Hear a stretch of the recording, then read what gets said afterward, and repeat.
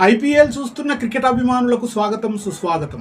2026 సీజన్లో భాగంగా గౌహతిలో జరిగినటువంటి మ్యాచ్ రాయల్ ఛాలెంజర్స్ బెంగళూరు మరియు రాజస్థాన్ రాయల్స్ మధ్య కనుల విందు వీరుల విందుగా సాగింది. ప్రపంచ క్రికెట్ అభిమానుల నోళ్లలో చిన్నోడుగా హృదయాలలో నిలిచినటువంటి వైభవ్ సూర్యవంశీ మైదానంలో చిందులేస్తూ వరల్డ్ క్లాస్ బౌలర్ల పైన విరుచుకుపడ్డాడు. 8 4లతో 7 సిక్సర్లతో విధ్వంసమైన బ్యాటింగ్ చేసి 78 పరుగులు చేశాడు. ప్రేక్షకులలో ఆనంద హర్షాలు నింపాడు.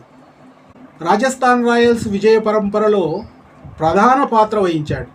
తొలుత బ్యాటింగుకు దిగిన ఆర్సీబీ నిర్ణీత 20 ఓవర్లలో 201 పరుగు చేసింది.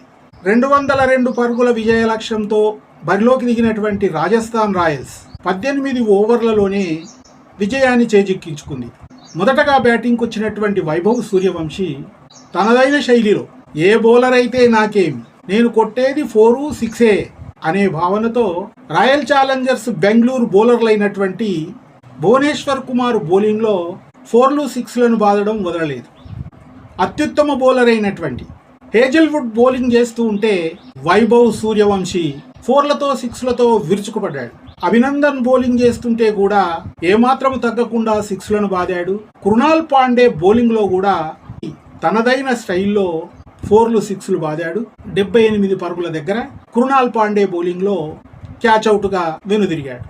జయాపజయాలు ఎలా ఉన్నా ఆట తీరు వైభవ్ సూర్యవంశీ బ్యాటింగ్లో ఉండగా ప్రస్తుత పరిస్థితులలో ప్రతి బౌలర్కు దడే.